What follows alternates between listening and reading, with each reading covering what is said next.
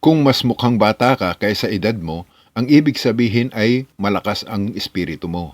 May daladala kang puso na marami ng pinagdaanang bagyo sa buhay. Hindi ka naging mapait o nagtanim ng galit at sama ng loob. Tahimik kang umiyak pero nakahanap ka pa rin ng dahilan para ngumiti. Ang pagiging mukhang bata ay hindi ito bilang gantimpala ng mahabang buhay.